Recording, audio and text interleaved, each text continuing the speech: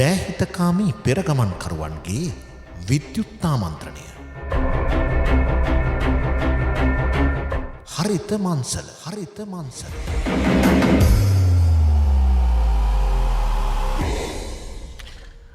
අයිබෝන් සුබ දැස්නක් වේවයි කියලා ප්‍රාර්ථනා කරනවා. අදත් කෘෂි රේඩියෝ වෙබ් ගුවන් විදුලිය සමග එකට එකතු වී සිටින අපේ අසන්නන්ට අපේ ග්‍රාහකයින්ට අද දවසේ අපි බලාපොරොත්තු වෙනවා තවත් අර්ථවත් කතාබහකට එකතු වෙන්නට පැයක් පුරාවට. අපේ ගුවන් කාලය අනුව පෙරවරු 10 ඉඳන් 11 වෙනකම් බදාදා දවසේ අපි මේ සංවාදශීලී වැඩසටහනට සතියක් සම්බන්ධ කරගන්නවා හදබිම අධිකාරියේ සම්පත්දායකෙක් හෝ සම්පත්දායිකාවක්. ඒ අනුව අද දවසෙත් හදබිම අධිකාරිය නියෝජනය කරමින් අපේ මැදිරියට පැමිණ සිටින නිලධාරියා තමයි ශ්‍රී ලංකා හදබිම අධිකාරියේ මහනුවර කලාපාංක 3 කලාප නිලධාරී ලෙස කටයුතු කරන ඒ.එම්. සුසන්ත කුමාර මහත්මයා. සෑහෙන කාලයක් තිස්සේ හදබිම අධිකාරියේ ක්ෂේත්‍රගතව රාජකාරී කටයුතු කරමින් හදබිම අධිකාරියත් සමග සම්බන්ධ වී සිටින ප්‍රතිලාභීන්ගේ ජීවන තත්ත්වය පිළිබඳව වගේම ඔවුන්ගේ අවශ්‍යතාවයන් පිළිබඳව කාලාන්තරයක් තිස්සේ අත්දැකීම් රැස් කරගත් නිලධාරියෙක් විදිහට අපිට සුසන්ත කුමාර මහතා හඳුන්වන්නට පුළුවන්. හොඳයි. සුසන්ත මහත්මයා දැන් ඔබ අයත් වන්නේ මහනුවර කලාප 3ට. කලාප 3 කියන්නේ කොයි වගේ පළාතක්ද? අයිබෝන් මේ මහනුවර කලාපේ කොටස් 5කට බෙදලා තියෙනවා. එක කලාපයක් තමයි පූජා පිටිය හාරිස්පත්තුව ගලගෙදර යන ප්‍රාදේශීය ලේකම් ඩිවිෂන් 3 එකතු කරලා එක් කලාපයක් වශයෙන් තමයි අපි හඳුන්වලා තියෙන්නේ. ඒක කලාප 3. ඒක කලාපාංක 3. ඒකේ තමයි දැනට මම රාජකාරී කරන්නේ. එතකොට මේ දැන් මීට කලින් අපේ ළඟ සාකච්ඡා දෙකකට අපේ මහත්තයෙක් පැමිණියා. ඒ මහත්මයාත් මට ටිකක් නම මතක නැහැ. සුනිල් වික්‍රමගේ මහත්මයානේ. ඒ මහත්මයා කලාප කීයද? එයා කලාපාංක 1. එකනේ. ඒ කියන්නේ දැන් උඩදුම්බර පැත්තේම අයිති වෙන්නේ ඒකද? නෑ ඒ කලාපාංක 2 වෙනි කොටසට කලාප කියන්නේ මේ නාවල පිටිය පස් භාගයේ කෝරළේ ඒ ටික. ඒ පැත්ත තමයි කලාපාංක 1ට අයිති වෙන්නේ. හොඳයි. දැන් මේ කලාප අංක 3 දැන් ඔබලා මම දැන් සාකච්ඡා කීපයක්ම ඔබලත් සමග කරලා තියෙන හින්දා පැහැදිලි කරගත්ත කාරණයක් තමයි අර අවුරුද්දේ ඒ කලාප ප්‍රාදේශීය ලේකම් කොට්ටාසයක තෝරාගත් ගම්මානයක යම්කිසි ව්‍යාපෘතියක් ක්‍රියාත්මක කරන වැඩ පිළිවෙලක් යන්නේ. දැන් 2022 අපි දෙවැනි මාසෙටත් ඇවිල්ලා ඉන්නේ. ජනවාරි මාසයේ අවසන් ජනවාරි මාසයේදී ගොඩක් වෙලාවට අපි සැලසුම් වල තමයි ඉන්නේ. පෙබරවාරි වෙනකොටත් සමහරවිට ප්‍රතිපාදන අපිට එන්නේ නැහැ. පළවෙනි කාර්තුවේ අවසානයේ වගේනේ අපි සංවර්ධන වැඩසටහන සඳහා ප්‍රතිපාදන ලැබෙන්නේ. අපි දැන් අද අපි පෙබරවාරි 9 වෙනිදා නේද? ඔව් 9 වෙනිදා. හොඳයි. දැන් මේ වෙනකොට ඔබ තෝරාගෙන තියෙනවද ඔබගේ කලාපේ මොන පළාත්වලද මේවර ව්‍යාපෘති ක්‍රියාත්මක කරන්න කියලා? ඇත්ත වශයෙන්ම තවම අපේ මේ ආයතන තම ප්‍රතිපාදන දැන් තමයි එමින් පවතින්නේ. එතකොට 2021 අවිච්ඡේද වැඩ ටිකක් තවම තියෙනවා. ඒක අපි කරගෙන යනවා. ඒ අවිච්ඡේද වශයෙන් යන්නේ කියන්නේ 2021 වර්ෂයේ මේ කාබනික මේ වගාවට සඳහා කාබනික පොහොර නිෂ්පාදන කටයුතු කරා. ඊළඟට පාන් සංරක්ෂණ වැඩසටහන් කරා. ඊළඟට ඒ වගේ සංවර්ධන වැඩසටහන් වල ජල මූලාශ්‍ර සංවර්ධන වැඩසටහන් ඒ ටික කරගෙන යනවා. ඉතින් ඒකේ තව අවිච්ඡේද වැඩ ටිකක් තියෙනවා. ඒ ටික දැන් මේ දවස් ටිකේ සම්පූර්ණ කරනවා. එතකොට මේ අවුරුද්දේ මේ වෙනකොටත් අපේට ප්‍රතිපාදන එමින් පවතිනවා. එතකොට මේ අවුරුද්දේ දැන් සැලසුම් සකස් කරලා අවසానයි. එතකොට මේ අවුරුද්දේ ඉදිරියේදී මේ වැඩ ටික මේ දියත් කිරීමට අපි සැලසුම් කරගෙන තියෙනවා. 2022 අවුරුද්දේ ඔබලා තෝරාගන්න ප්‍රාදේශීය ලේකම් කොට්ටාස ගියවර තෝරාගත්ත ප්‍රාදේශීය ලේකම් කොට්ටාස වලට වඩා වෙනස් අලුත් තැනකටද යන්නේ? ඇත්තම වශයෙන්ම දැන් අපි ප්‍රාදේශීය ලේකම් කොට්ටාසේ අපේ ඉන්න ප්‍රමාණය බලපුවාම නිලධාරීන් ප්‍රමාණය බලමු සීමා සහිත ප්‍රමාණයක් ඉන්නේ. එතකොට ඇත්තටම ප්‍රාදේශීය ඩිවිෂන් එකට අපි යනකොට ඉස්ලාම් වැඩසටහන මුළු ග්‍රාම සේවකම වසමෙම වැඩසටහන දියත් කරනවා. එතකොට ග්‍රාම සේවක ප්‍රාදේශීය ලේකම් කාර්යාලයේ ග්‍රාම සේවක වසම් සමානයට මේ 50 වැඩි මේ ඒව තමයි වැඩි හරියක් තියෙන්නේ. එතකොට අපිට එක වර්ෂයකට කරන්න පුළුවන් ග්‍රාම සේවක වසන් දෙකක් නැත්නම් මේ එක ප්‍රාලේ ඩිවිෂන් එක වසන් දෙකක් නැත්නම් තුනක්. එතකොට ගොවින් වශයෙන් ගන්නවා නම් ගොවින් 250 300ක් විතර තමයි එතන ගන්න වෙන්නේ. ඊට අමතරව පෙළක් ඒවා කුඩා ඉඩම් ලාභින් හිටියොත් ගොවින් 600 700 ඉන්නවා. එතකොට ඒවා ගෙනකොට වසන් දෙකක් කියන්නේ ලොකු ප්‍රමාණයක්. එතකොට අපිට ප්‍රාදේශීය ඩිවිෂන් එකෙන් දෙන්නේ එතන ප්‍රාදේශීය ලේකම්තුමා දෙන්නේ හුඟක් අන්ත දුෂ්කර ගම්මාන. ඒ ගම්මාන වල තමයි මේ සංවර්ධන වැඩසටහන් අපි යොමු කරලා ගන්නෙ. දැන් මේ සුසන්ත කුමාර මහත්මයා දැන් අද අපි කතා කරන්න බලාපොරොත්තු වෙන මාතෘකාවට අපි ඇත්තටම තාම පිවිසුනේ නැහැ. අපේ මාතෘකාව කාබනික පොහොර පිළිබඳවනේ අපි කතා කරන්නේ. දැන් කාබනික පොහොර පිළිබඳව අපි තාක්ෂණික කරුණුත් ටිකක් කතා කරන්නට බලාපොරොත්තු වෙනවා. ඒ වගේම හදබිම අධිකාරියේ කාබනික පොහොර වැඩසටහන කොහොමද ක්‍රියාත්මක කරන්න කියන එක ගැනත් අපි කතා කරන්න බලාපොරොත්තු වෙනවා. කොහොම හරි අපි දන්නවා රටේ කාලීන අවශ්‍යතාවයක් පැන නැගුණාම ඒ සඳහා ප්‍රමුඛව කටයුතු කරන කෘෂිකාර්මික ආයතනයක් විදිහට එක පැත්තකින් බලපුවම පාරිසරික ආයතනයක් විදිහට අපට හදබිම අධිකාරිය හඳුන්වන්නට පුළුවන්. ඒ වගේම ඔබලා විශේෂයෙන්ම පසත් සමග සම්බන්ධ ආයතනයක්. ඒ වගේම ජලයත් සමග සම්බන්ධ ආයතනයක්. මේ පස හා ජලය සංරක්ෂණය ගැන කතා කරනකොට නිතින්ම බැඳෙන තවත් කාරණයක් තමයි පසේ සාරවත්භාවයට උදව් කරන කාබනික පොහොර. එතකොට දැන් කාබනික පොහොර ගැන වැඩිපුර කතා කරන්න දැන් අපි අවුරුදු 1.5 දෙකක ඉඳන් පුරුදු වෙලා ඉන්නවනේ. ඒ වගේම විවිධ හැලහැප්පිලිම් වලට පරිවර්තනයන් වලට අභියෝගවලට අපි ගොවි ජනතාව මුහුණ දුන්නනේ ගොවිතැන් කටයුතුත් කාබනික මුහුණ වර්ගින් කරන්න ඕන කියලා ටිකක් හදිසි පරිවර්තනයක් ආපු නිසා. ඒක නිසා දැන් කොහොම වුණත් අපි ඕනම ආයතනයක් කාලාන්තරයක් තිස්සේ කෘෂිකර්ම දෙපාර්තමේන්තුව වෙන්නට පුළුවන් වෙනත් කෘෂිකාර්මික ආයතනයක් වෙන්නට පුළුවන් කාබනික පොහොර අගය කරනවා. කාබනික පොහොර වල තියෙන වාසිය හොඳින් හඳුනාගෙන තියෙනවා. හරි. දැන් ඔබගේ පැත්තෙන් බලපුවාම දැන් කාබනික පොහොර කියන එක අපි සරලව හඳුන්වන්නේ කොහොමද?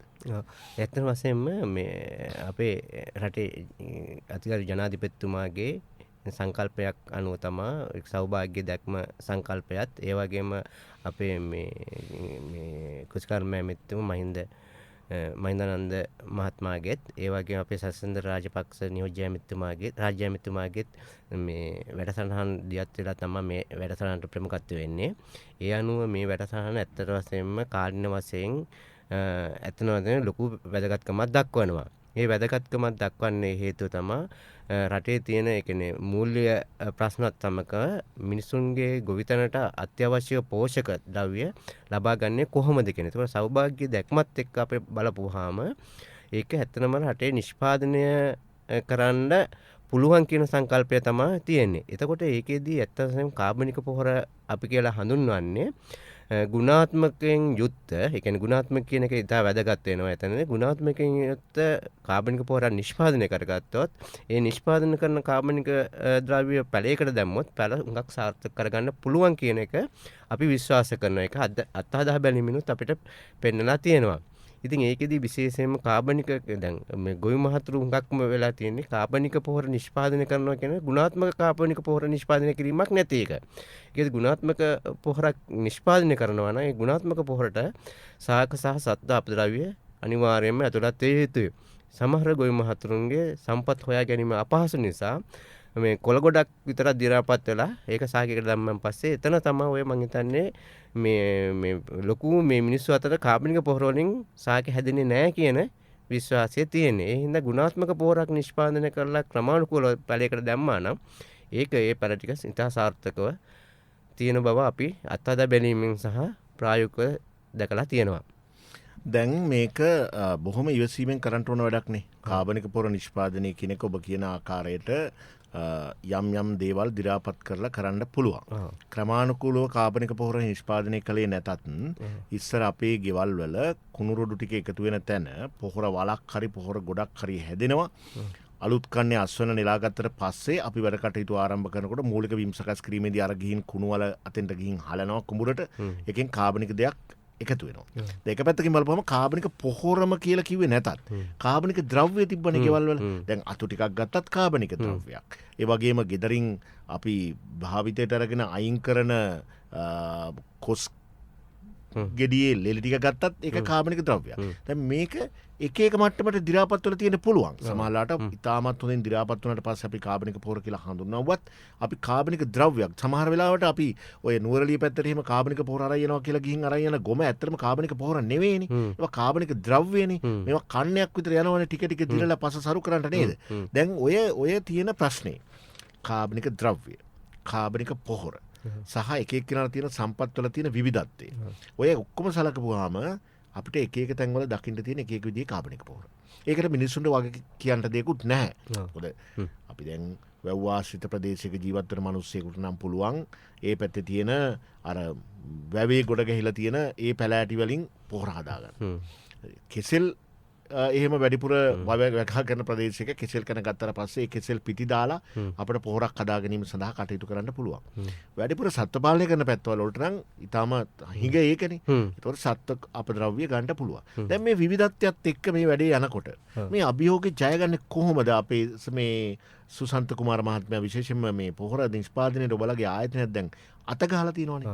ඔබලා මේකට පිළිතුරක් වශයෙන් මොන වගේ වැඩසටහනක්ද ක්‍රියාත්මක කරන්න බලාපොරොත්තු වෙන්නේ? ඇත්ත වශයෙන්ම දැන් අපි තෝරාගන්න ගම්මාන වලට මේ ඔය දැන් ඔබතුමා කියපු ඔය ගැටලුව ඇත්තනම අපි දකිනවා.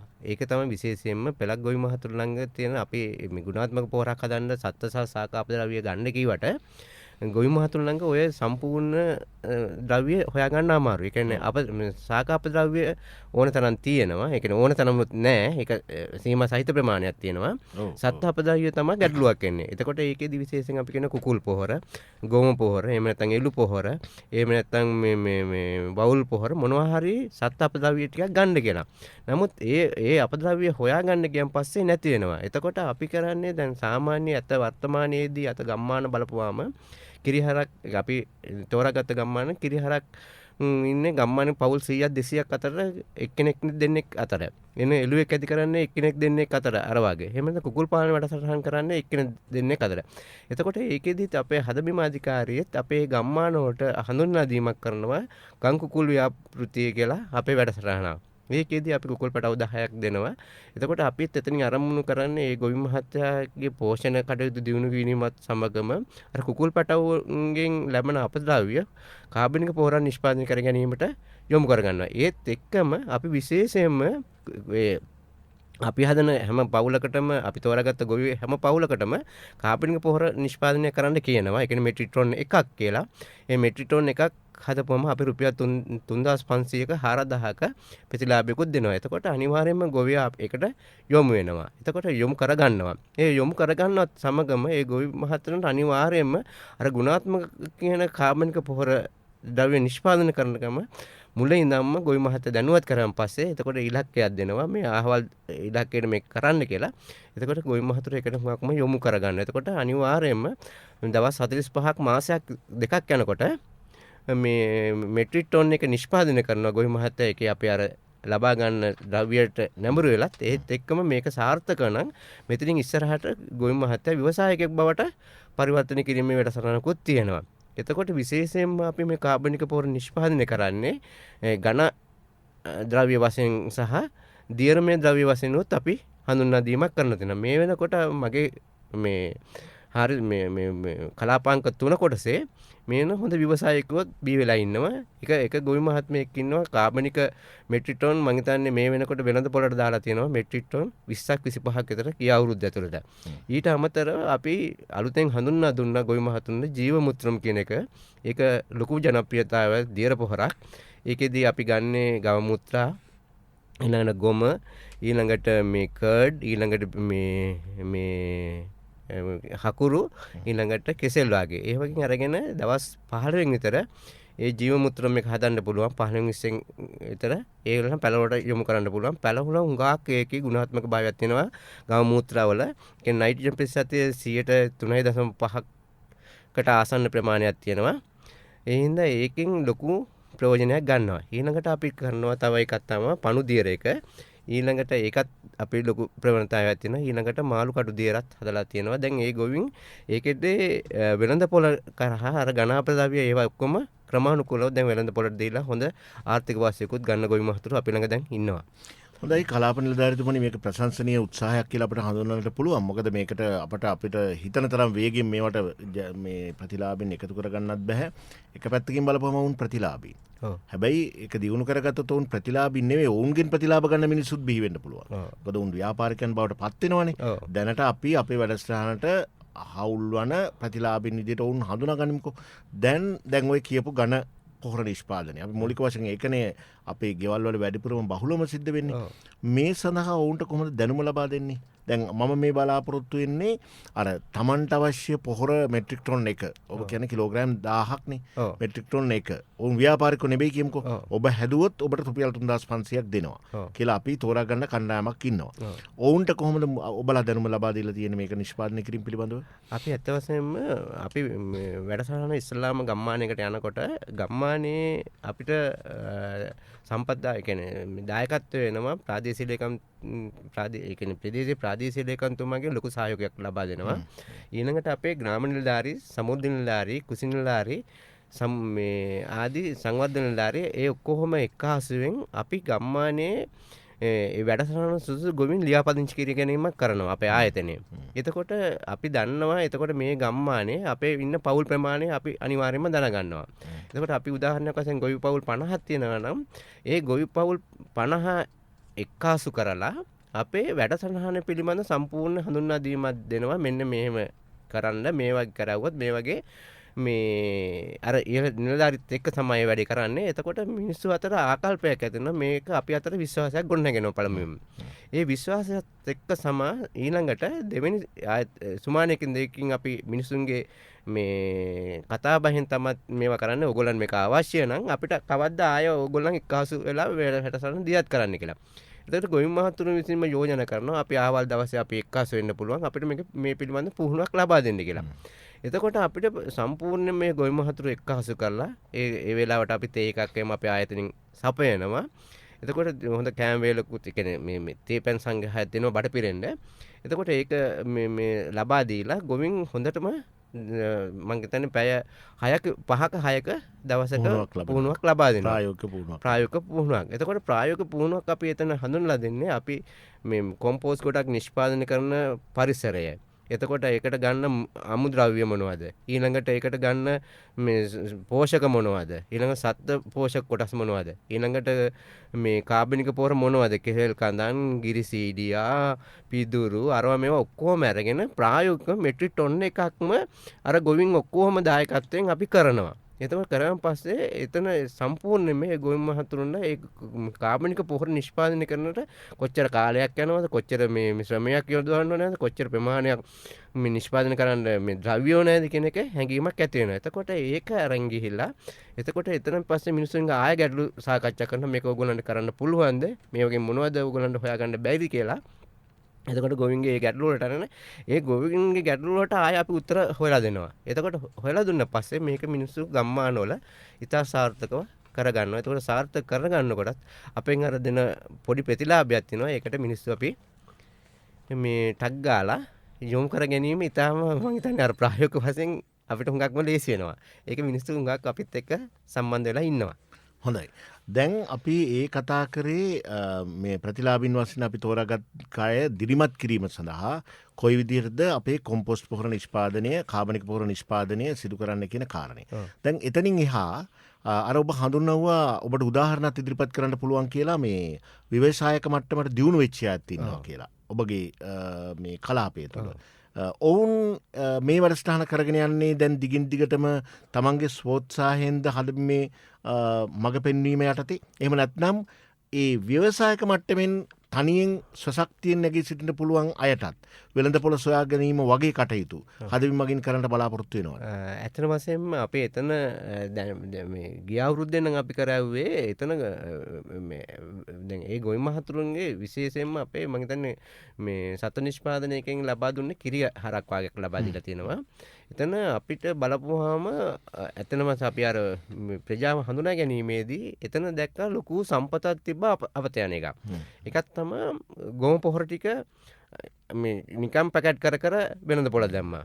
ඊට පස්සේ ඒ ගොවි මහත්තයා මම කියන්නේ මම කියන්නේ මේ ව්‍යවසායකය කියන්නේ හතරදියක්ද ගලගෙදර ප්‍රාදේශීය ලේකම් කොට්ටාසේ උඩුව ග්‍රාම නිලධාරී වශයෙන් මේ ඉන්ද්‍රානි කියන පුද්ගලයා ගැන මම කියන්නේ මේ කතාව.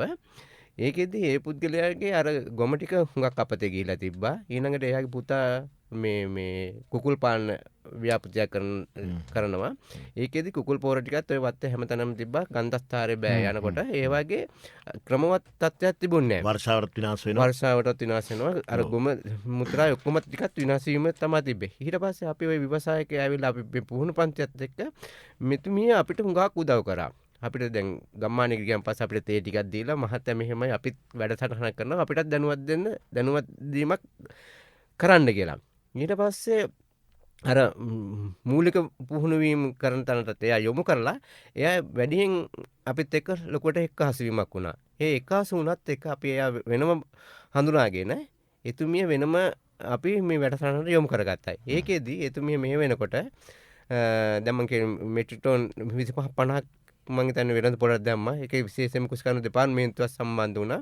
AI මහත්තයා අපිට සම්බන්ධ වුණා. AI මහත්තයයි කුස් පරීක්ෂණ නිලධාරි මහත්මයා සම්බන්ධ වෙලා ගොවිජන සේවාවකට කෙලින්ම මේ ඕඩර් අරගෙන ඒවා කෙලින්ම ලබා දීමට සම්බන්ධ වුණා. ඊට අමතරව ඔය දැන් දියර පොහොර කියන්නේ ඒක මේවා කරනවා. ඒකත් එයාට මේවා කළා කුස්කරන දෙපාර්තමේන්තුනුත් උදව් කරා.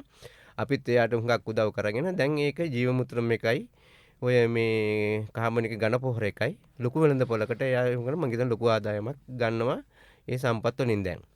හදබිම අධිකාරියේ කලාප නිලධාරී මහනුවර කලාප 3 නියෝජනය කරන AM සුසන්ත කුමාර මහත්මයාත් එක්ක තමයි අද අපි මේ කතා කරන්නේ. අපේ මාතෘකාව කාබනික පොහොර කියලා කතා කරාට අපි තාක්ෂණික කරුණු වලට වඩා අපි දැන් ඇත්තටම මේ මුල් කොටසේදී වැඩි අවධානයක් යොමු කර තිබෙන්නේ මේ වැඩසටහන ඔබ ක්‍රියාත්මක කිරීමේදී කොයි ආකාරයක ක්‍රියාත්මක කරන්න බලාපොරොත්තු වෙන්නේ කියන කාරණේ සහ එතනදී ඒ අවස්ථානුකූලව ඔබලා විසින් ගන්නා ලද පියවර පිළිබඳව තමයි අපි කතා කළේ. හොඳයි. අපි විරාමයකට යන්නට කලින් දැන් මෙහෙම ප්‍රශ්නයක් මම අහුවොත් ඔබෙන් ඔබලා පළතවන් ව්‍යාපෘතියක් වශයෙන් එහෙම නැත්නම් පැල තවන් පවත්වාගෙන යාමක් සිදු කරගෙන යනවා හදබිම අධිකාරිය අනුග්‍රහය යටතේ. පැල අලෙවි කිරීමේ කටයුතු සිදු කරනවා. ඒ වගේම ඔබලාගේ අර පාංශු සංරක්ෂණ වැඩ කටයුතු ක්‍රියාත්මක කරන වැඩ ස්ථාන සඳහා මේ වන ශාක වැනි දේවල් ලබා දීමේ කටයුතු සිදු කරනවා. ඒතකොට ඒකාබද්ධ වැඩසටහනක් විදිහට ඒක යනවා කියලා අපිට හිතා ගන්න පුළුවන්.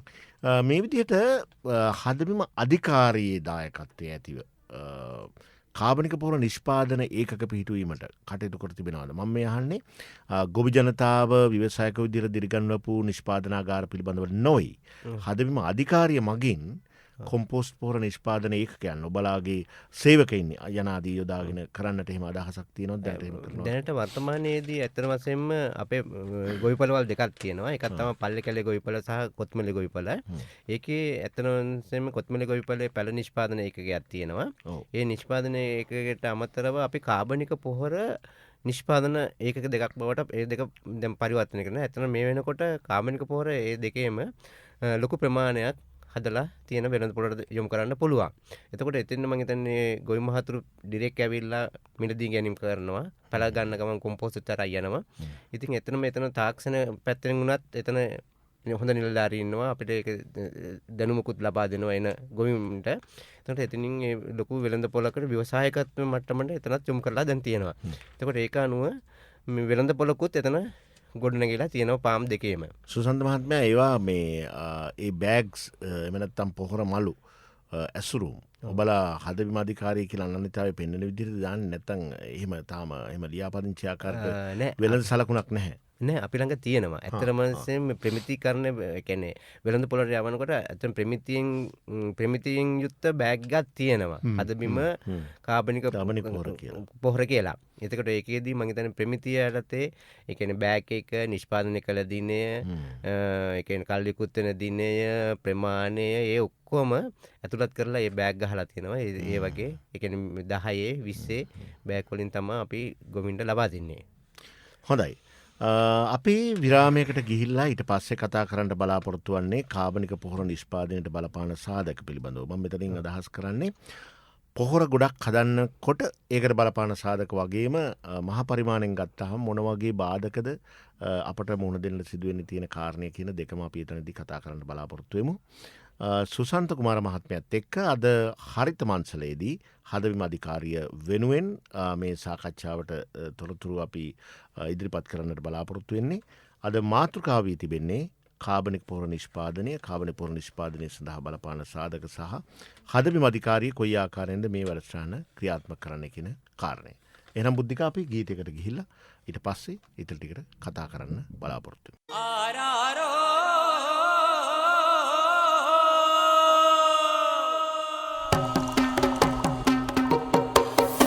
ගුවන් විදුලි ගොවි සේවාවේ කඳුරට ඒකකය ශ්‍රී ලංකා ගුවන් විදුලි සංස්ථාවේ කඳුරට සේවය සමගින් එක්ව සිරිලක ගොවිබිම් වල සිව්කොන විමසා බලමින් කරන ගොවිකම් සැරිය. කෘෂි චාරිකා. සිකුරාදා පස්වරු 7ට ස්වදේශීය සේවයෙන්. ඉරිදා පෙරවරු 7ට කඳුරට සේවයෙන්.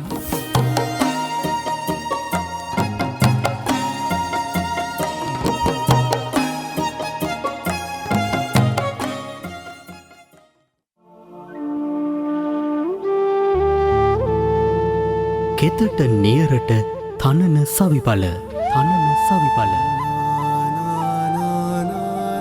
ගුවන් විදුලි ගොවි සේවාවේ මහනුවර ඒකකය.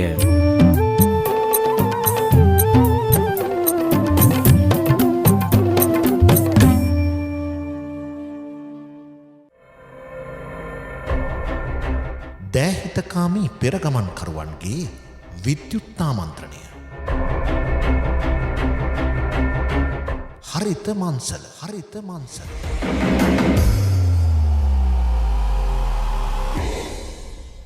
ඒ ගීතමය විරාමයත් එක්ක අපි ආයෙත් සූදානම් හරිත මන්සල සාකච්ඡාවත් එක්ක එකතු වෙන්න, කාබනික පොහොර ගැන කතා කරන්න, හදබිම අධිකාරිය ගැන කතා කරන්න අපත් සමග තවදුරටත් රැඳී සිටිනවා කලාප නිලධාරී සුසන්ත කුමාර මහත්මයා.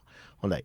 සුසන්ත මහත්මයා, දැන් අපි කාබනික පොහොර නිෂ්පාදනයේදී අද කාලේ තිබෙන ලොකුම ප්‍රශ්නය තමයි දැන් මේ රටට අවශ්‍ය නිෂ්පාදනය ලබා දීමේ අවශ්‍යතාවය පැනනගිනවත් එක්කම ගුණාත්මක කාබනික පොහොර නිෂ්පාදනය කිරීමේ අවශ්‍යතාවය. ගුණාත්මක කාබනික පොහොර නිෂ්පාදනය කරන්නට නම් ඒ සඳහා අපි හිතකර සාධක කීපයක්ම උපයෝග කරගන්නට ඕනේ. සාර්ථකව කාබනික පොහොර නිෂ්පාදනය කරන්නට නම් මොන වගේ සාධකද අපිට බලපාන්නේ? ඇත්ත වශයෙන්ම අපි දැන් කාබනික පොහොර නිෂ්පාදනය කරනවා කියලා ඇත්තටම හැම ගොවි මහත්මයෙකුටම අපි කියනවා කාබනික පොහොර නිෂ්පාදනය කරන්න කියලා. එතකොට කාබනික පොහොර කියපුවාම ගොවි මහත්මයෙක් ඇත්තටම තමන්ගේ වගාවකට දාන්නේ ඇත්තටම සාර්ථක අස්වැන්නක් ලබා ගන්න. එතකොට ලබා ගන්න සාර්ථක අස්වැන්න මත ගොවියා ඒක දිගින් දිගටම රඳා පවත්වා ගැනීමක් කර ගැනීමට හැකියාවක් තියෙනවා. නමුත් අද වර්තමානයේදී අපිට ওই ගුණාත්මක පොහොර කියන එක අපිට දකින්න නෑ.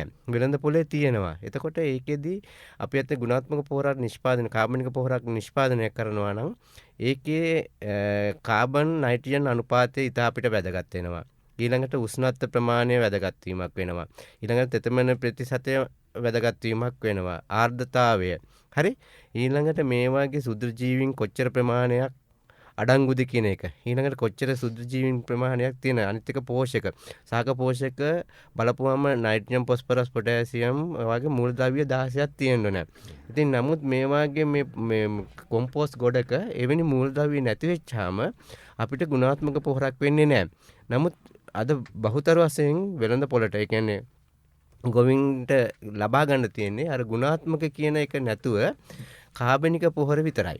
කාබනික පොහොර විතරක් ගත්තාම අර ගුණාත්මක නැති වෙනකොට අර අපි මං හිත කිව්ව කාබන් කියන්නේ මූලද්‍රව්‍ය ටික අපිට දක්නට නොලැබෙනවා. එතකොට කාබනික පොහොරේ ඒ මූලද්‍රව්‍ය නැති වෙනකොට අපි අර කාබන් කියන එක මාතෘකාව අයින් කරලා නිකම් පොහොර යදුවා හිතලා. එතකොට සාකයක්කට අර මූලද්‍රව්‍ය නැත්තම් ගුණාත්මක වර්ධනයක් වෙන්නේ නැහැ.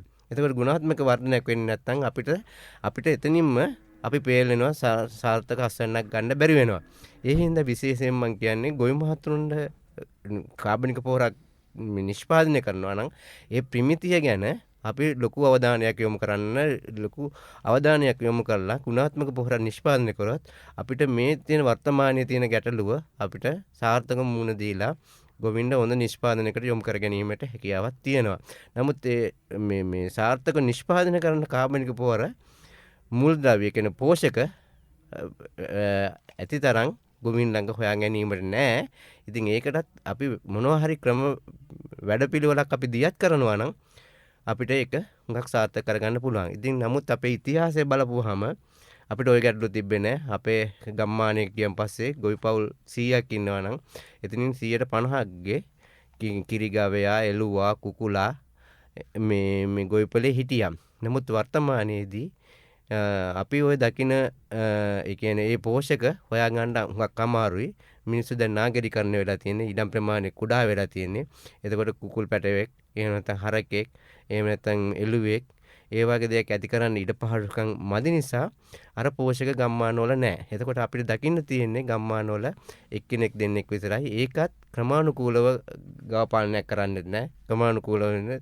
ඒවත් අක්‍රමවත් කරා වෙන්නේ බහුතරයක. මම කියන්නේ ඒව කරන ගොවි මහතුරු ලොකු දෙයක් කරන්නේ. ලොකු දෙයක් කරන්නේ. නමුත් ඒ වගේ තියෙන අඩුපාඩු නිසා ඒවා හුඟක් අපතේ යම් අපිට දකින්න තියෙනවා. ඒක මම කියන්නේ බාහිර දකින්න තියෙන ඉඳා. නමුත් ඒවා අපිට මේ ක්‍රමවත් වෙනවා නම් අපිට ඒ සම්පත් පෝෂක මේවා කරගෙන නිසි කාබනික පොහොර නිෂ්පාදන ප්‍රමාණවත් ටිකක් හදාගන්න පුළුවන් වෙයි කියලා මම හිතනවා. ඇත්තම දැන් රසායනික පොහොර වශයෙන් අපි හඳුන්වන ප්‍රධාන රසායනික පොහොර කාණ්ඩ ලෙස හඳුන්වන යූරියා කිව්වොත් අපිට පැහැදිලිවම යූරියා සාම්පලයක් ගත්තොත් ඒකේ විනිවිද පේනවා අපිට මේක යූරියා තමා කියලා. ඒ වගේම අපි අපේ ගොඩක් අය බීවගාවේදී හඳුන්වන මඩ පොහොර කියලා අපි හඳුන්වනවා. සාන්ද්‍ර සුපර් ෆොස්ෆේට් අපි සාම්පලයක් ගත්තොත් ඒකේ සාන්ද්‍ර සුපර් ෆොස්ෆේට් එකම සංඝටකයට අයිති පොහොර ටිකක් මේ තියෙනවා කියලා අපිට පේනවා. ඒ වගේම තමයි මියුරේට් ඔෆ් පොටෑස් රතු පාට ටිකක් අර යූරියා වලට වඩා සිහින් කුඩු ආකාරයෙන් තියෙන ස්වරූපයේ පොහොර අපිට රතු පාටින් දකින්න පුළුවන්. සමහර අය මේවා බණ්ඩි පොහොර කියලා අපි හඳුන්වනවා. මේවා ඒ බීවගාවේදී නම් එක අවස්ථාවන් වලදී යම් අනුපාතයකට මිශ්‍ර කරලා ගන්න ප්‍රධාන පොහොර කාණ්ඩ තුනනේ අපි කතා කරන්නේ. NPK නයිට්‍රජන් ෆොස්ෆරස් පොටෑසියම් කියන මූලද්‍රව්‍ය සපයන ප්‍රධාන පොහොර ප්‍රභවයන් තුනනේ අපි ඔය කතා කරන්නේ. දැන් ඒ වාගේ අපට පැහැදිලි බවක් තියෙනවා නේද? දැන් විද්‍යාගාරයක පරීක්ෂා කළත් ඒක පරීක්ෂා කිරීමේ පහසුවක් තියෙනවා. හැබැයි කාබනික පොහොර කියලා කියපුවාම ඒක තනිකරම මිශ්‍රණයක්. ඒකේ අපි ඔය කතා කරපු ප්‍රධාන මූලද්‍රව්‍ය වගේම අංශු මාත්‍ර මූලද්‍රව්‍ය තියෙන්නට පුළුවන්. අපද්‍රව්‍ය තියෙන්නටත් පුළුවන්. ඒක පරීක්ෂා කිරීමේදී උවත් අපට බලාපොරොත්තු වෙන්න බෑ දෙන්නෙක් නිෂ්පාදනය කරන පොහොර හරියටම ප්‍රතිශතාත්මකව සමානයි කියලා. ලංකාවේ ඕනම තැනකින් අපි යූරියා සාම්පලයක් කරන් 147ක් නයිට්‍රජන් තියෙනවා කියලා කිව්වට අපට පොහොර පිළිබඳව කාබනික පොහොර පිළිබඳව මේ සහතිකය දෙන්න බෑ. මොකද ඒවා නිෂ්පාදනය කරන ස්වරූපය නිෂ්පාදනය සඳහා ගන්න අමුද්‍රව්‍ය මත ඒක වෙනස් වෙන්න පුළුවන්. හැබැයි යම් අඩුම වශයෙන් යම් රේන්ජ් එකක්වත් මේක තියාගන්න එපා නේද? ඒ කියන්නේ 4 සිට 8 දක්වා මේක තියෙන්න පුළුවන්. එහෙම වෙන්න පුළුවන්. එහෙම ප්‍රශ්නකුත් නෑ ඒක. මොකද අපි දන්නවා කාබනික පොහොර කියලා කියන්නේ අර හුදු මූලද්‍රව්‍ය අවශ්‍යතාවයට වඩා අපේ පසට වෙනත් වාසිදායක දේවල් ගොඩක් මේ තුලින් ඇති කරනවා කියන කාරණය. ඉතින් සුසන්ද මහත්මයා දැන් අද වෙලා තියෙන්නේ දැන් කළු පාටට කලවම් කරපුවම මොනවද කියලා අපිට කියන්න බෑ. ඒකේ නාගරික අපද්‍රව්‍ය දෙන්න පුළුවන්. මඩ සහිත වෙන්නට පුළුවන්. ඒවා වැලි සහිත වෙන්නට පුළුවන්. කළු පාට වෙච්ච තරමටම අපිට කාබනික පොහොර කියන්නත් බෑ. අපිට ඕන තරම් උදාහරණ හම්බෙලා තියෙනවනේ.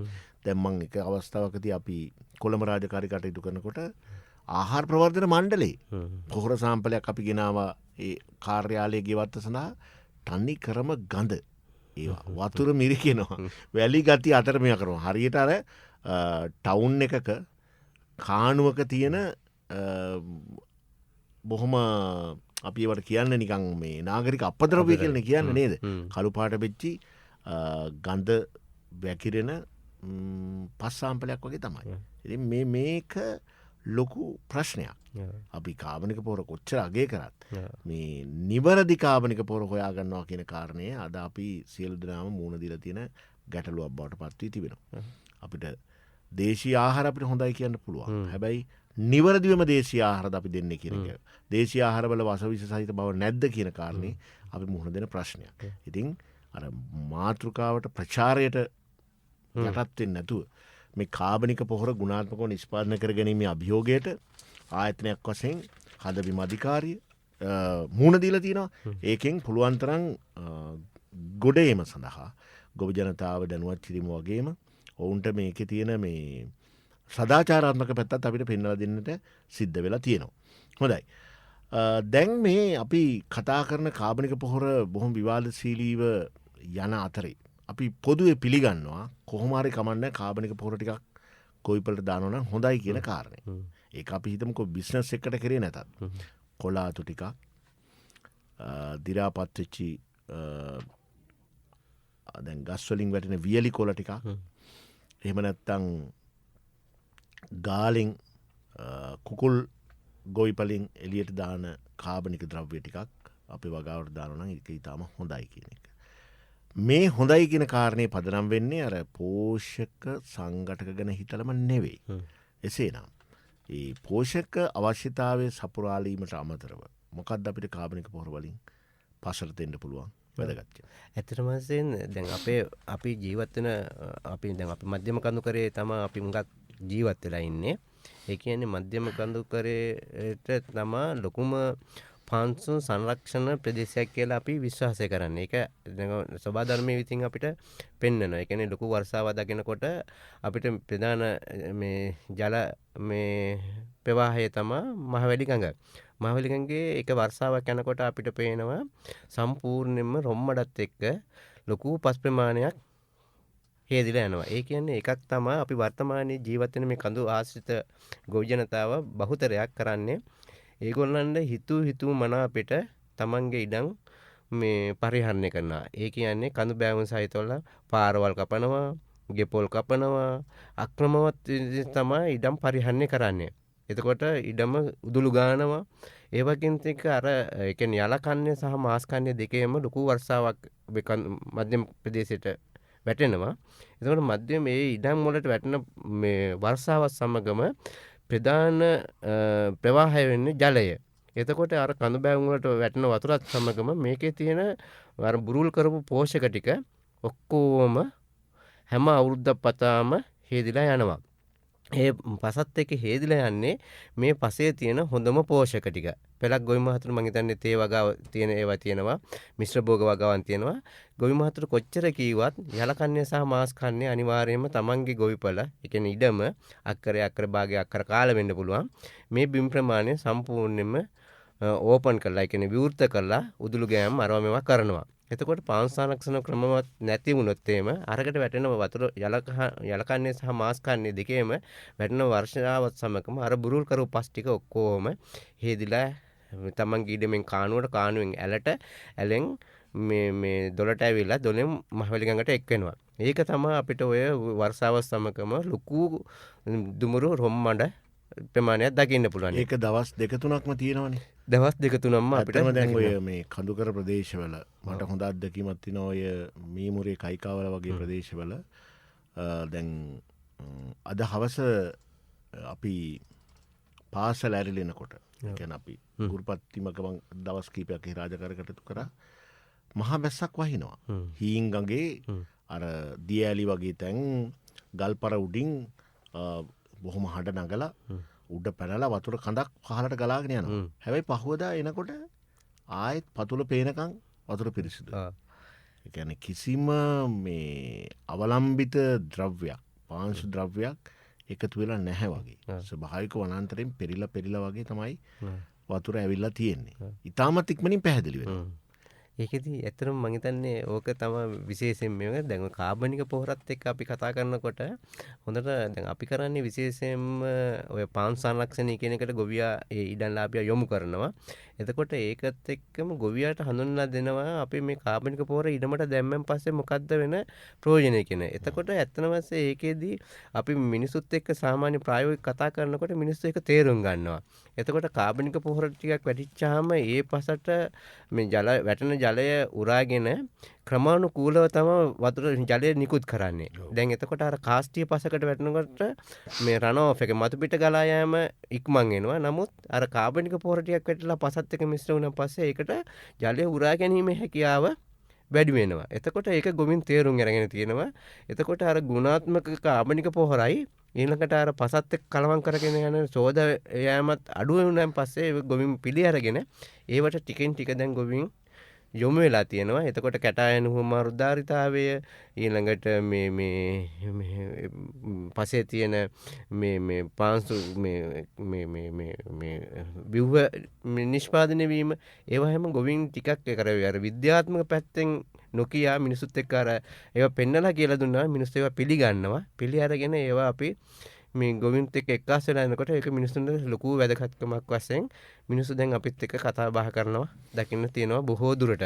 එතකොට මිනිස්සු ඒක තේරුම් ගන්නවා අරවා පෙන්නපුවාම දැන් ඊට අමතරව දැන් පෙලක් වල දැන් පසේ ඝනකම ඒ කියන්නේ ස්ථිරිය හයොදායන ගිහිලා දැන් මේ પરම්පරා ගානකට යනකම් මේ පස් හේදිලා ගිහිලා තියෙනවා. හේදිලා ගිහිලා පස්සේ ඝනකම අඩු වෙලා තියෙනවා. එතකොට පාංශු පෙලක් ඉඩම් වල පාංශු මේ මාතෘ පාෂාණය මතුවෙලා තියෙනවා. එතකොට ඒකත් එක්කම උෂ්ණත්වය වැඩි වීම වෙලා තියෙනවා. එතකොට මිනිස්සුන්ට අර ගස් කොළන් නැති වෙලා තියෙනවා. ඒවා මිනිස්සු දැන් තේරුම් අරගෙන ඉන්නවා බොහෝ දුරට. ඒක මෙන්න මේවා තමයි මේකේ සත්‍යතාවය තියෙනවා. ඒකට මිනිස්සු කතා කරනවා දැනට අවුරුදු ගානකට ඉස්සෙල්ලා අපිට මේ වගේ රස්නයක් නැහැ. දැන් එහෙම ඉන්න ඒක ඉතින් මිනිස්සු දැන් ටිකෙන් ටික ඔය අපි කරන වැඩසටහනත් එක්ක මිනිස්සු දැනුවත් කිරීම කරලා ඒ වැඩසටහන අපි දිහත් කරගෙන යනවා. ඇත්තටම මේ එක හොඳින්ම තේරුම් ගත යුතු කාරණයක් තමයි දැන් අපි අර පාන් සංරක්ෂණ ක්‍රම මගින් සෝදාගෙන යන වතුර ප්‍රමාණයේ වේගය සහ ප්‍රමාණය අඩු කරනවා වගේම කාබනික ද්‍රව්‍ය පස්සට එකතු කර ගැනීම කොච්චර වැදගත්ද කියන කාරණේ මහ වැස්සක් ආවට පස්සේ නායක් ගියාට පස්සේ මුල් පස්තට්ටු හොදාගෙන ගියාට පස්සේ ওই පස්තට්ටු නිර්මාණය වෙන්න අවුරුදු කීයක් ගන්න ඇද්ද මේක එක තප්පර විනාඩි ගානක වැස්සකින් සම්පූර්ණයෙන්ම නතර වෙලා ගිහිල්ලා ඒ සාරවත් පස් ඒ පෝෂක ද්‍රව්‍ය සමගම ගම්පතුලේ සැඟවෙනවා. හැබැයි අපි ওই තට්ටුව අඟලකින් හරි වැඩි කරගන්න අය කොච්චරනම් උපක්‍රම යොදන්න වෙයිද කියන කාරණේ අපේ ජනතාව ඉතාමත් හොඳින් තේරුම් ගන්නට ඕනේ. මොකද දැන් ඒකෙදි මට තව දෙයක් එකතු කරන්න තියෙනවා. අපි දැන් අපිට පස් අඟලක් නිර්මාණය කරන්න ඒ කියන්නේ සබාධර්මයේ විසින් එකතු වෙනවා අවුරුදු 400කට වැඩි යනවා කාලයක්. ඒකන පස්සංගලක් නිර්මාණය වෙන්න. ඒ කියන්නේ සබාධර්මයේ අනුව නමුත් අපිට පස්සංගලක් විනාශ කරන්න ලොකු වැස්සක් වහින ප්‍රමාණයකදී පස චුට්ට බුරුල් කරා නම් ඒ ස්ථානෙන් ඒ පස් ටික ඉවත් කරගන්න පුළුවන්. ඉතින් ඒක මිනිස්සු මං හිතන්නේ තේරුම් ගැනීම කියන එක තමයි මං හිතන්නේ මෙතන ලොකු වැදගත්කමක් වෙන්නේ. කියන්නේ පාංශු පස ගැන කතා කරනකොට. ඇත්තටම මේක සල්ලි දීලා ගන්න උනා නම් එහෙම බැරි වෙලාවත් හරියටම ඝන අඩියක් පස් මෙච්චරයි කියලා කිව්වනම් ඔක හොඳටම තේරෙයි. දැන් ඒකයි අපි අර තේරුම් ගන්න ඕන දේ පස් දාලා හරි කමක් නැහැ. අපි හිතමුකෝ නිකන් සාරවත් රොන් මඩ ටිකක් හරි කමන්න අරගෙන කාබනික පොර හදනවා කියන එක යම් වටිනාකමක් තියෙනවා. මොකද එවන් සරු පස් ටිකක්වත් අපේ ඉඩම් වල දැන් නැහැ. ඒක ග්‍රාමීය ප්‍රදේශවලත් තියෙනවා. දැන් මේ දවස්වල දැන් අපේ ගෙවතු පරිසරය දැන් හාරිස්පත්ති බොහෝ ග්‍රාමීය ගෙවතුලේ ස්වරූපේ තියෙනවා. ගෙවතු පරිසරය හරිම කළු පාට පස් තියෙන සරුසාර ගතිය තියෙන ඕනම දෙයක් වැවෙන සීතල ගතිය තියෙන පසක් බව පේනවා. හැබැයි සති දෙකක් විතර එක දිගට පායනකොට දැන් ඒවා කෙලින්ම කාන්තාර වගේ. මේක තව මාසයක් විතර ගියොත් එහෙම අර බහුවාර්ෂික ශාක පවා මැලවෙන වියලන තත්යකට පත් වෙන ආකාරයක් පේනවා. මේ මොකක් හරි හේතුවකින් සීතල කියන එක ඉතාමත් ඉක්මනින් පසෙන් අයින් වෙනවා. වැස්සොත් ආපහු එකතු වෙනවා. ඒක වෙනම කතාවක්. හැබැයි අර තිරසාරව පොළවේ පවත්වා ගැනීමේ ලක්ෂණය දැන් ඉතාමත් අඩු තත්ත්වයකට තමයි පත්වලා තියෙන්නේ. දැන් මේකට කාබනික පොර වලින් දෙන්න පුළුවන් උදව්ව අතිශයින් ප්‍රබලයි කියලා අපි විශ්වාස කරනවා. මොකද අර පෝෂක දෙනවට අමතරව කාබනික පොර වලින් අනිත් ගුණාංග බොහෝමයක් සපුරන නිසා. හොඳයි. සුසන්ත කුමාර මහත්මයා අපේ සාකච්ඡාවේ දැන් අවසාන විනාඩි කිහිපයකට අපි එළඹෙන මේ මොහොතේ අපි මතක් කරමු අපේ අසන්නන්ට. ඔවුන් බොහෝ කාලයක ඉඳන් මේ කාබනික පොර නිෂ්පාදනය කරන ආකාරයන් පිළිබඳව කතා කරලා ඇති. හැබැයි දැන් කාබනික පොරවල එක සංඝටකයක් පමණක් මේ කොම්පෝස්ට් කියලා කියන්නේ. කොම්පෝස්ට් කියලා කියන්නේ කාබනික පොර යටතේ මොන වගේ විශේෂත්වයක් දක්වන පොහොර කාණ්ඩයක්ද කියන එක ඉස්සෙල්ලා පැහැදිලි කරමු. ඔව්. ඇත්ත වශයෙන්ම කොම්පෝස්ට් කියන්නේ අපිට ඒ කියන්නේ අපි කියන්නේ කාබනික පොහොර වශයෙන් හැම එකක් අරක ගුණාත්මක තත්ත්වෙන් හදපු එකකට තමයි කොම්පෝස්ට් කියලා හඳුන්වන්නේ. ඒකෙදි කොම්පෝස්ට් ගොඩක් කියපුවාම අපි අර සහකයකට වර්ධනය වෙන්නට අවශ්‍ය මූලද්‍රව්‍ය සියල්ලම අඩංගු කොම්පෝස්ට් එකේ.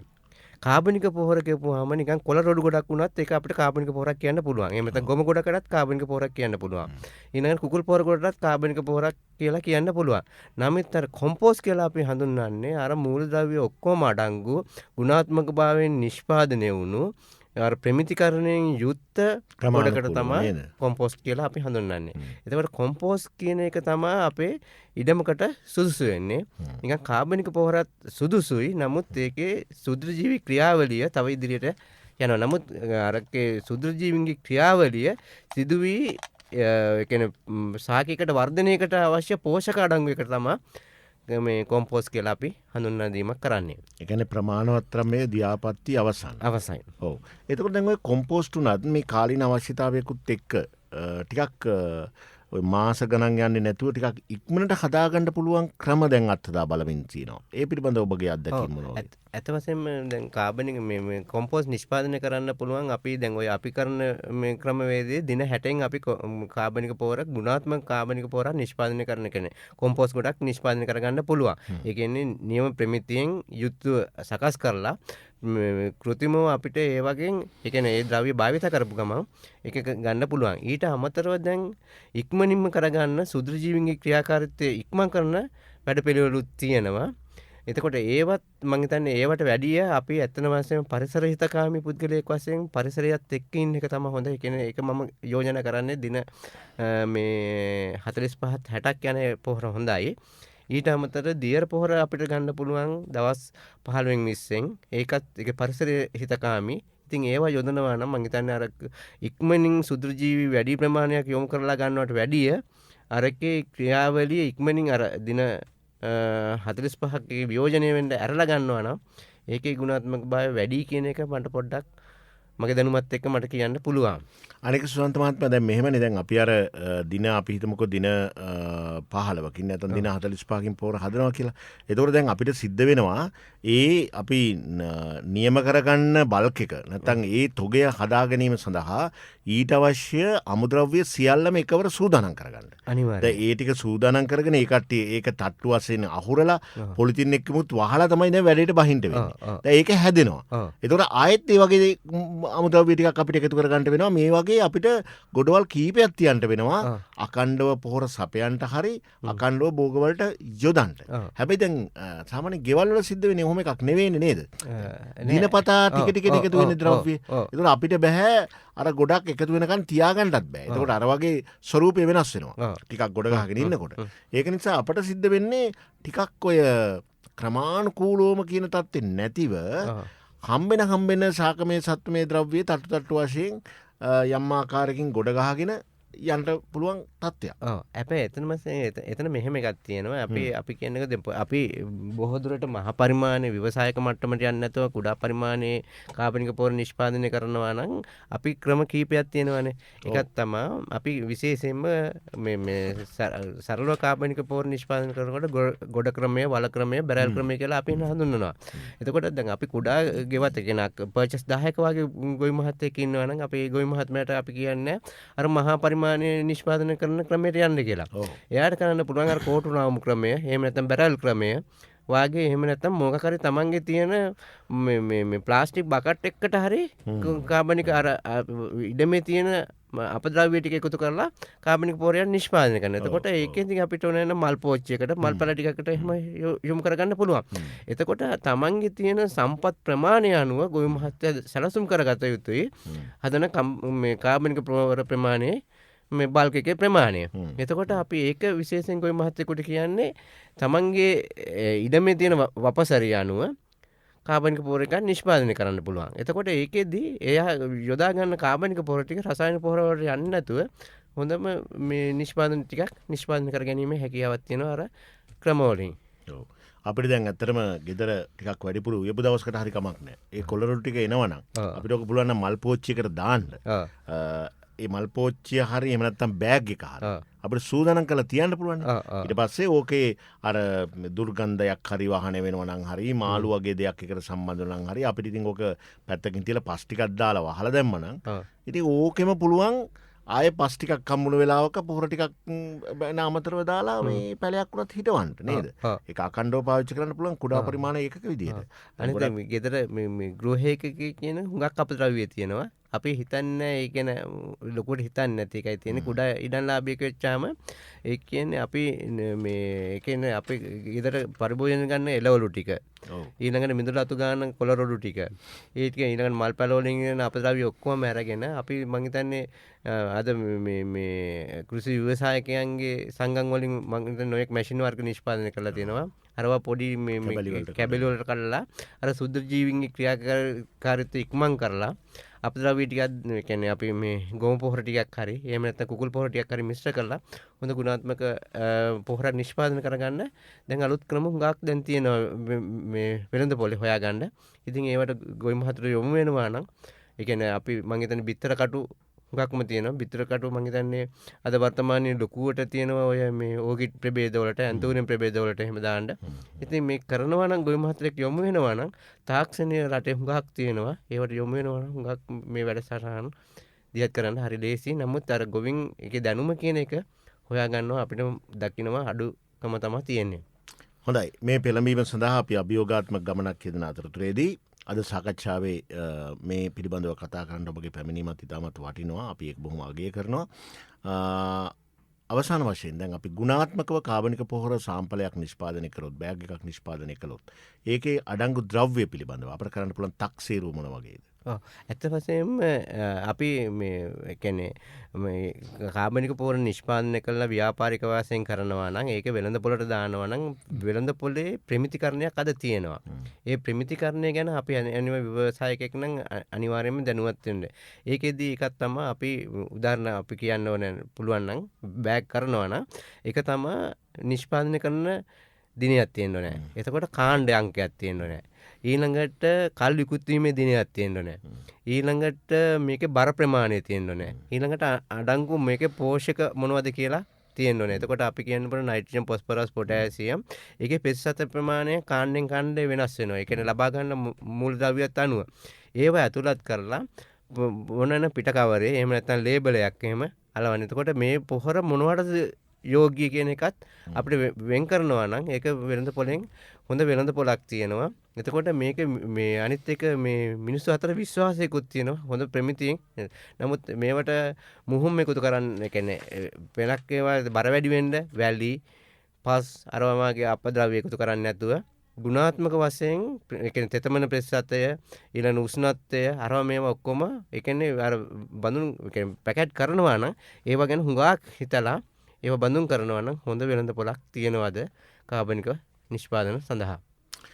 හිතවතුනි අද අපි හරිත මංසල වැඩසටහන අවසන් කරන්නටයි බලාපොරොත්තු වන්නේ. අද අපට සම්පත්දායකත්වය ලබා දුන්නේ ශ්‍රී ලංකා හදබිම අධිකාරියේ මහනුවර කලාප 3 භාරව කටයුතු කරන කලාප නිලධාරී AM සුසන්ත කුමාර මහතා. සුසන්ත කුමාර මහතා ඔබට බොහොම ස්තුතිවන්ත වෙනවා. ගුවන්විදුලි ගොවි සේවාවේ කඳුරට ඒකකයේ වෙනුවෙන් වෙබ් රේඩියෝ එකේ මේ සජීවී වැඩසටහනට සහභාගී වීම සම්බන්ධව. හොඳයි. එසේනම් කෘෂි රේඩියෝ සමග එකතු වෙමින් තවත් හරියටම සති දෙකකින් අපි ආයෙත් බලාපොරොත්තු වෙනවා හදබිම අධිකාරී සම්පත්දායකත්වයත් සමග තවත් මාතෘකාවක් පිළිබඳව කාලීනව වැදගත් වෙන කෘෂිකාර්මික මාතෘකාවක් පිළිබඳව කතා කරන්නට නොයසේනම් හදබිම අධිකාරිය මගින් ක්‍රියාත්මක කරනු ලබන අපේ ජනතාවට ප්‍රතිලාභීන් ලෙස සම්බන්ධ වෙන්නට පුළුවන් තවත් ව්‍යාපෘතියක් වැඩසටහනක් පිළිබඳව අපි කතා කරන්නට බලාපොරොත්තු වෙනවා. එසේනම් අද අපි සමුගන්නවා හදබිම අධිකාරියේ හරිත මංසල වැඩසටහනෙන්. අපි ඊට පස්සේ අද දවසේ ගුවන්විදුලි ගොවි සේවාවේ කඳුරට ඒකකය අද වෙබ් රේඩියෝ හරහා ඉදිරිපත් කරන්නට බලාපොරොත්තු වන්නේ ආවර්ජනා වැඩසටහන. ආවර්ජනා වැඩසටහන තුළින් ගුවන්විදුලි ගොවි සේවාව FM නාලිකාව ඔස්සේ ඉදිරිපත් කරන ලද අපේ ජාතික ගුවන්විදුලි ඔස්සේ වගේම පෞද්ගලික නාලිකාව ඔස්සේ අප ඉදිරිපත් කරන ගුවන්විදුලි වැඩසටහන් නැවත ශ්‍රවණය කිරීම සඳහා ඔබට අවස්ථාවක් ලබා දෙනවා. ඒ වගේම අද අපි මේ පවත්වන ලද සාකච්ඡාව යලිත් ඔබට අහලා තොරතුරු දැන ගැනීම සඳහා දැනුම ගවේෂණය කිරීම සඳහා ඊට පහසුකම් සලස්වීමේ උපක්‍රමයක් විදිහට වැඩපිළිවෙලක් විදිහට අපි අපේ කෘෂි රේඩියෝ අඩවිය තුළ එසේ නොයසේ නම් අපේ YouTube නාලිකාව තුළ මෙය සංචිතයක් ලෙස තබා ගැනීම සඳහාත් කටයුතු කරනවා. ඔබට යළිත් එය ශ්‍රවණය කිරීමේ පහසුව ලබා දීමට අපි සූදානමින් සිටිනවා.